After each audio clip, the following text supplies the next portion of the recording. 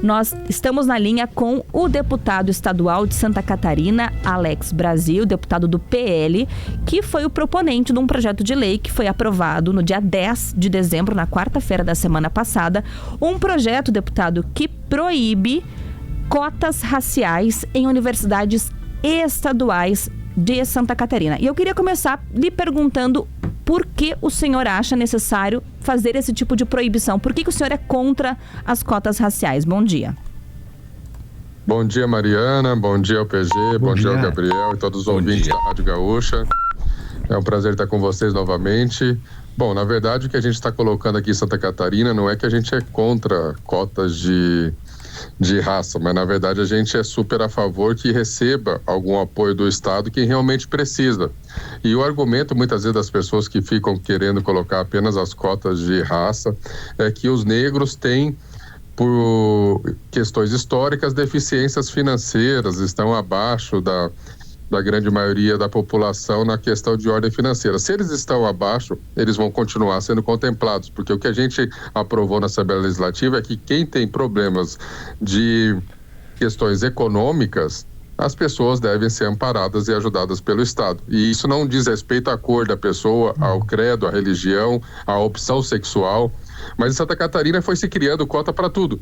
Era cota para trans, cota para refugiado, cota para presidiário, cota para MST, cota para pessoas que são de outros estados, norte, nordeste. Enfim, o catarinense, que é quem paga a conta, no final estava no fim da fila, sem muitas vezes ter a oportunidade de ter um acesso a uma instituição pública de ensino. Então nós estamos colocando aqui que os critérios devem ser esses, respeitando também a questão do PCD, que é as pessoas com deficiências físicas, já que o projeto abarca não apenas o ingresso à universidade como aluno, mas também quem possa vir prestar um concurso público ligado às nossas redes de ensino estadual. Deputado, esse argumento de que os negros seriam contemplados naturalmente por meio das cotas sociais e não raciais é o mais frequente, mesmo quando a gente vê pessoas que são contrárias ao critério de raça, né, para determinar quem entra na universidade. Mas eu preciso lhe dizer aqui que o IPEA, né, o Instituto de Pesquisa de Economia Aplicada, o IBGE, eles mostram que mesmo quando renda e escolaridade dos pais são semelhantes, os negros têm de 25% a 40% menos chance de entrar na universidade do que os jovens brancos. Então, isso são vários estudos que mostram isso. Eu estou mencionando um aqui, porque realmente são muitos. Assim, é algo relativamente sabido e um consenso assim, na comunidade científica. Eu queria saber se vocês não levam em conta isso. O senhor não acha que... E aqui eu não estou perguntando de opinião tanto, né? Eu estou falando sobre estudos mesmo, sobre estatística, dados, né? Que dizem que os negros têm mais dificuldade mesmo quando tem uma mesma camada social que o branco que está disputando com ele. Tá, e aí eu vou te fazer uma outra pergunta, mas tentando responder ao mesmo tempo. O que eu digo para um filho de cor branca, onde o pai tem baixa renda, onde o filho muitas vezes, além de estudar, tem que trabalhar para ajudar a família, que tem no máximo 2 salários mínimos de renda familiar, que ele vai perder a vaga para 2 filhos de um magistrado, 2 filhos negros de um magistrado negro, mas que por ser da cor negra, ele vai ter preferência e vai estudar no curso de medicina, que é um curso mais caro e de mais difícil acesso. Para mim não tem lógica isso. Não tem lógica. Não tem mesmo, mas o magistrado, mas no caso esse rapaz que o senhor está falando branco vai tentar entrar pelas cotas sociais, né? E o filho do magistrado pode haver algum tipo de critério que não inclua quem seja negro e tenha uma renda alta, né? Não, é que ser negro e ter uma renda alta, o senhor poderia tirar, né, dos critérios para acessar a universidade, mas tirar todos os negros é algo que vai contra esses... Não estamos tirando todos os negros, nós estamos dando a eles a oportunidade também da meritocracia, porque eu tenho vários depoimentos aqui de várias pessoas negras que não aceitam ser subjugados por conta da sua cor. Se vai haver uma equiparação por conta da socioeconômica, ou a gente vai dizer aqui que os negros têm incapacidade mental de concorrer de forma igual com uma pessoa de baixa renda, porque a outra seria de cor branca e ela tem mais capacidade. Não tem. Se nós estamos falando aqui de oportunidade de um ensino gratuito, para quem não tem condições de pagar a própria mensalidade escolar, não é porque a pessoa é branca, negra, parda, amarela, que ela vai ter menor condições de fazer uma prova e por mérito buscar a sua oportunidade. Não é o que diz o IBGE, deputado. Desculpa, eu estou só insistindo nisso. São questões científicas. Eu não estou aqui entrando em opinião. Não é o que diz o IBGE, não é o que diz o IPEA, não é o que diz o MEC. sim, para os negros pobres é mais difícil de entrar do que branco pobre. Por que isso? A gente pode perguntar, bom, porque a cor da pele pesa na sala de aula, pesa no mercado de trabalho, porque os negros têm menos estímulo para estudar. Isso não sou eu que estou dizendo. Alunos negros sofrem mais reprovações, as expectativas sobre o desempenho dos negros são mais baixas no colégio, existe uma sensação de pertencimento com a universidade dos brancos que os negros não têm. São isso que esses estudos mostram. Então, o que eu estou lhe perguntando aqui não é uma questão de opinião, é uma questão técnica mesmo, né? Os negros têm mais dificuldade para acessar negros pobres do que brancos pobres. O IBGE que hoje está totalmente dentro do conceito do que já foi IBGE lá atrás. Hoje tem uma pessoa que era de uma fundação do PT e que os números são questionáveis. Mas o que eu estou dizendo aqui é que se a gente eu posso citar um estudo da Fundação Getúlio Vargas, se o senhor quiser também, da Fundação Getúlio Vargas também tem. Inferior. Não, mas se a gente for concordar com isso, que o negro é inferior ao branco em questão de inteligência, de aproveitamento de ensino... Eu não disse isso. Não é isso, deputado. É uma questão de racismo, né? Que para além da questão financeira, os negros sofrem com o racismo também. Isso é levado em conta nessa expectativa que o PG estava falando, enfim, nas aprovações.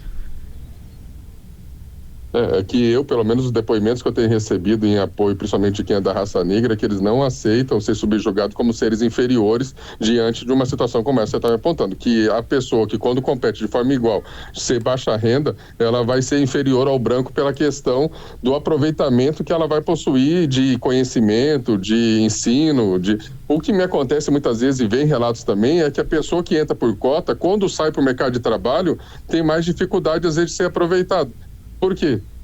Então a gente está sempre subjugando. Daí na hora de ir para o mercado de trabalho, nós também vamos criar cota dentro das empresas, você é obrigado a contratar uma pessoa, mesmo que ela não tenha o mesmo conhecimento que outra pode te oferecer para fazer com que a tua empresa alavanque os negócios? Deputado, pode ir, Gabriel, desculpa te interromper. Não, imagina, eu queria fazer uma pergunta mais técnica, deputado. O STF julgou em 2012, né, por unanimidade, que as cotas raciais são constitucionais e compatíveis com o princípio da igualdade. O senhor está propondo que Santa Catarina seja o primeiro estado a proibir, então, algo que a Suprema Corte já considerou um instrumento legítimo de justiça racial, né? Como é que o senhor concilia esse projeto com essa decisão? Porque ela vai ser derrubada, muito provavelmente, se chegar ao STF, né? O que acontece hoje é que, infelizmente, há uma desordem em relação aos três poderes. O poder legislativo hoje, ele não consegue mais definir, seja a nível federal ou a nível estadual, muitas vezes, qual é o melhor encaminhamento. Nós estamos eleitos como parlamentares porque representamos uma boa camada da população. Aqui em Santa Catarina, nós estamos dizendo que o Estado, o recurso do Estado deve ser aplicado para quem realmente precisa e tem deficiência de ordem financeira. E aí, como você abarca a questão das universidades estaduais e outras faculdades que recebem recursos do Estado, cabe ao governo do Estado e aos parlamentares do Estado definir qual é o melhor aproveitamento do recurso dos catarinenses. Eu entendo que uma vez, principalmente questão da minoria sendo derrotada em parlamento, elas estão judicializando e levando para uma decisão monocrática de um ministro do STF, que acaba derrubando todo um parlamento catarinense, que acaba derrubando 513 deputados federais, 81 senadores, e quem defende isso hoje, desculpa, está defendendo uma situação totalmente adversa do que prevê a nossa Constituição. Nossa Constituição prevê que os três poderes deveriam se respeitar e ter a mesma relevância de decisão. Agora, vão judicializar? Muito provavelmente vão judicializar após a sanção do governador. Mas nós não podemos ser eximir das nossas responsabilidades de legisladores de fazer o que a gente acredita ser o melhor entendimento dos catarinenses, porque majoritariamente está sendo defendido por todos os catarinenses, essa lei que foi agora aprovada na Assembleia. E se a gente for se eximir dessa responsabilidade, porque supostamente vai ser judicializado lá na frente, ou até mesmo derrotado, a gente não precisa mais nem exercer o papel de parlamentar, né? Deputado, o senhor trouxe um exemplo de um filho de um magistrado negro que disputaria a mesma vaga do que uma pessoa branca e teria direito à cota racial e essa pessoa branca não. Mas, primeiramente, eu queria pontuar que isso é minoria, né? A gente sabe que é muito difícil, a gente vê em escolas particulares, por exemplo, pessoas pretas. A gente quase não vê pessoas pretas em escolas privadas, por exemplo. E mesmo assim, pelo que eu sei, na regra geral, a pessoa sempre concorre primeiramente às vagas gerais. Então, um filho de um magistrado preto, ele vai estudar em boas escolas e eu acredito que teria desempenho para conseguir a vaga por vagas gerais e não entraria por cotas. Então eu queria entender um pouquinho sobre isso, sobre esse seu exemplo, e também debater qual seria a alternativa que o senhor entende mais viável para a gente aumentar a presença dos negros, então, no mercado de trabalho, porque é só a gente olhar ao redor, é só a gente olhar na Assembleia de Santa Catarina, olhar para o Congresso Federal, que a gente vê que tem poucos pretos em ambientes que se tomam decisões importantes nesse país. Só que a gente está falando em números, IBGE, se você olhar Santa Catarina, é um dos que tem menor participação de pessoas, no geral, de relação à raça negra. É o estado então, mais branco do país, né? Então é lógico que vai haver um número menor de participação em todos os segmentos que nós estamos falando. Não tem como ser inverso disso, né? Mas o que eu estou colocando aqui, e que a Assembleia entendeu ser melhor encaminhamento, é que nós temos sim que dar oportunidades, e eu ali abri até um questionamento para os deputados que votaram contra e que fizeram todo um discurso acalorado em relação à defesa da cota racial. Quantas pessoas de ordem negra colocaram no seu gabinete justamente por cota, não porque buscaram ver o mérito da questão. E, infelizmente, nenhum pôde me responder que não, no meu gabinete tem pessoas só por cota, só porque é negro. E eu não analisei mais nada, nenhum outro critério. Apenas eu estou aqui fazendo valer algo lá de trás da época da escravidão, então eu estou aqui fazendo o meu papel e colocando uma pessoa aqui, independente do mérito dela. Não acontece isso. Então o discurso demagógico ele é muito bom para você falar para uma plateia, para uma multidão, mas na prática isso você não vê acontecer. Mas eu acho só importante repor aqui uma verdade. Filho de magistrado negro que estudou em escola privada não tem direito à cota, tá? Eu acho fundamental a gente deixar claro isso, tá? Porque a lei das cotas, ela é uma reserva primeiro para quem estudou todo o ensino médio em escola pública. Então, se o cara é filho prevalecido, É assim. Esse critério continua na lei que está vigente agora, que foi aprovado. É que o senhor falou, bom, aí você acha justo um filho de um magistrado negro concorrer com uma pessoa pobre, branca, enfim, e ter o direito à cota? Não, ele não vai ter, a não ser que ele tenha estudado todo o ensino médio em escola pública. Quer dizer, não tem isso, me parece. Eu acho que a gente começa a entrar numa seara que deixa de ser técnica e começa a pegar algumas exceções que até não são verdadeiras, assim, deputado.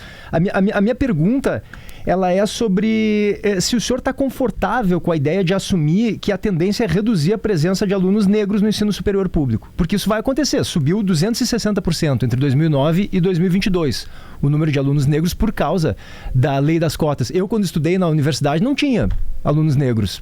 Era só eu e brancos. Eu não me lembro de um aluno negro na minha aula. Subiu bastante. Acho que é um avanço.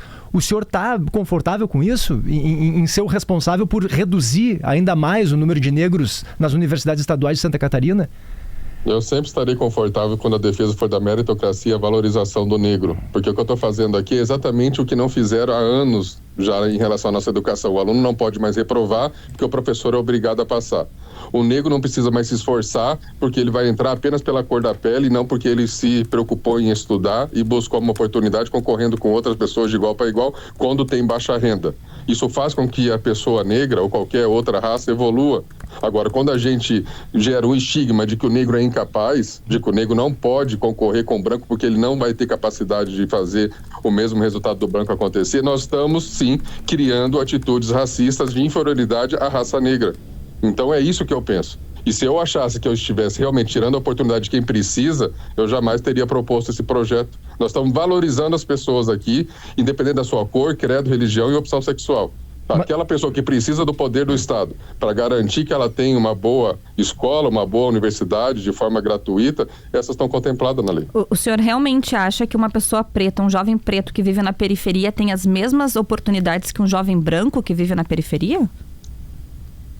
Bom, se as pessoas, todas elas que estão na periferia, têm uma situação socioeconômica precária, e se elas realmente quiserem buscar um espaço através do estudo da meritocracia, ela vai vencer na vida. Agora, o que acontece em Santa Catarina? Um dos estados que menos paga a Bolsa Família em todo o país. É um dos estados de maior prosperidade econômica, porque, infelizmente, em Santa Catarina, nós já temos ouvido muito dos empresários que as pessoas têm deixado de buscar melhores oportunidades e empregos, porque o Bolsa Família garante ela que ela não passa fome, então ela não precisa mais ter uma carteira de trabalho, ela não precisa mais melhorar a sua qualificação. Então, essas questões de você criar esse tipo de segregação, de separação e até de deixar a pessoa estagnada é o que gera, infelizmente, o colapso da nossa sociedade. Mas desculpa, o senhor não respondeu uma perguntinha minha ali, que é a seguinte: vai reduzir a presença de alunos negros no ensino superior público. O senhor está confortável com isso? Não vai, o senhor acha? Eu não acho que vai reduzir. Eu acho que vai elevar em si a qualificação dos negros e a capacidade deles de buscar uma oportunidade melhor na vida.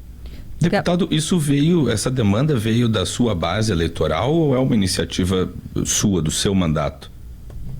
Essa é uma demanda que veio no decorrer do nosso parlamento por um enfrentamento que nós tivemos com a UDESC, onde pela primeira vez na história o reitor tem que vir a plenário da Assembleia dar explicações porque a quantidade de cotas afirmativas que estava sendo criada, como eu acabei de citar aqui, e aqui nós estamos falando só em relação à questão da cota racial, mas foram cotas para trans, cotas para refugiado, cota para presidiário, cota para MST, cota para nordestino, cota para norte, cota para centro-oeste, enfim, todo mundo tinha direito à cota nesse estado, menos o catarinense que paga imposto e tenta buscar o seu lugar ao alento do que o Estado pode contribuir para a sua vida. Então, diante desse cenário, onde se perdeu a mão em relação à quantidade de cotas que estavam sendo propostas e criadas em Santa Catarina, a gente procurou fazer um projeto que priorize quem realmente precisa, quem tem problemas ligados à ordem financeira e econômica. Para quem está chegando agora, a gente está conversando com o deputado estadual Alex Brasil, do PL de Santa Catarina, que foi o proponente de um projeto de lei que extingue cotas raciais nas universidades estaduais de Santa Catarina. Esse projeto foi aprovado na semana passada. Deputado, o senhor chegou a conversar com o governador Jorginho Melo? Sabe se ele pretende sancionar esse projeto de lei? Eu, logo em seguida, tive que sair em viagem, não falei diretamente com ele, falei com pessoas que estão sempre com ele acompanhando as agendas. O próprio governador, quando surgiu essa quantidade de cotas afirmativas, ele mesmo gravou um vídeo se manifestando contrário a isso. Então, acredito que nesse momento o projeto vai de acordo com o que ele também acredita, que é ajudar quem realmente precisa. E eu quero crer que muito em breve ele vai tomar a decisão dele e sancionar esse projeto. Tá bem. Obrigada aí pelos seus esclarecimentos aqui na Rádio Gaúcha e boa viagem. O senhor está no Chile acompanhando a eleição presidencial, isso? Estou voltando hoje, graças a Deus. Ontem aqui a gente conseguiu guinar novamente esse país para o caminho certo. Vencemos, né? Uma eleição difícil contra alguém que tinha máquina na mão, mas o Chile entendeu que não foi um bom caminho o último governo e agora a gente guina para a direita aqui no Chile também. Tá bem. Só para encerrar, eu queria que o senhor comentasse rapidamente o Carlos Bolsonaro se candidatando ao Senado em Santa Catarina. Tem rendido um pouco de polêmica aí no estado. Sim, é uma decisão que coube a uma negociação em vários estados, né, onde o presidente de honra do partido, o presidente Bolsonaro, acaba decidindo por um nome e o governador de cada estado que se elegeu com o bolsonarismo, com a presença do Bolsonaro nas suas eleições, decide pelo um segundo nome. Então, como foi uma decisão do presidente Bolsonaro, a gente atende uma situação que, para nós aqui, eu como conservador, entendo que o Carlos Bolsonaro jamais iria decepcionar as bandeiras que nós defendemos aqui. É um bom nome e o governador está decidindo agora, perante as coligações, qual vai ser o segundo nome dessa composição. Então, penso que acho que a gente vai ter uma boa representação aqui. O Carlos já apontou em primeiro lugar nas pesquisas, acho até porque pelo entendimento dos catarinenses aqui, vai ser o nome que não irá decepcionar os anseios dos catarinenses. Mas quem cabe o voto final é a população catarinense, né? É uma cota para carioca na disputa para o Senado de Santa Catarina, então, deputado. Eu não considero cota, sabe por quê? Porque eu também sou sul-mato-grossense. Então o pessoal do PT na bancada subiu na tribuna falando, então você não deveria ser deputado aqui porque você é cotista do Mato Grosso do Sul. Não, eu vim com uma mão na frente, outra atrás para Santa Catarina, nem meus parentes, meus pais, irmão, nunca ninguém veio. Fiquei 20 anos aqui, construí minha história do zero. Sou descendente dos criadores de Campo Grande, Mato Grosso do Sul, que é outra capital. Poderia ser muito mais fácil se eu pensasse um dia que eu seria político por lá, porque tem uma história para contar. Mas, por mérito, conquistei um espaço e o catarinense confiou que eu poderia ser um bom representante. Eu acho que o Carlos vai fazer a mesma coisa, não é por cota, né? Mas é por mérito que ele vai conseguir se eleger ou não, porque o voto final é do catarinense. Obrigada, deputado. Boa viagem de retorno ao Brasil.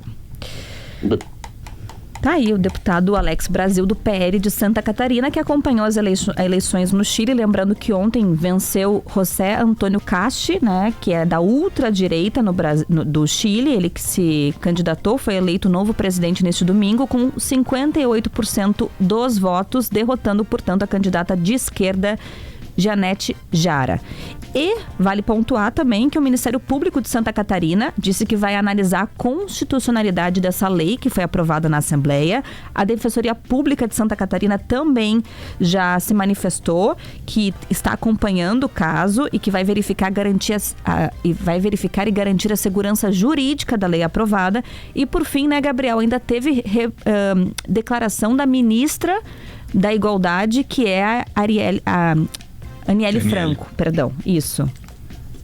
Eu não vi a declaração da ministra, Mari, me perdoe. Não, tudo bem, ela só disse que está verificando junto ao governo federal medidas cabíveis que o governo federal pode tomar para tentar impedir que essa lei entre em vigor em Santa Catarina. Lembrando que é uma lei que se refere a universidades estaduais, mas que vai contra a lei das cotas, que é uma lei nacional. Isso, foi o que eu perguntei ao deputado, né? Certamente essa lei vai ser reclamada na Justiça e, pelo entendimento da Suprema Corte, ela é inconstitucional, até porque é uma lei federal, né? Ela está acima das leis estaduais. Tudo bem que a lei que o deputado propõe, ela se refere exclusivamente às universidades estaduais de Santa Catarina.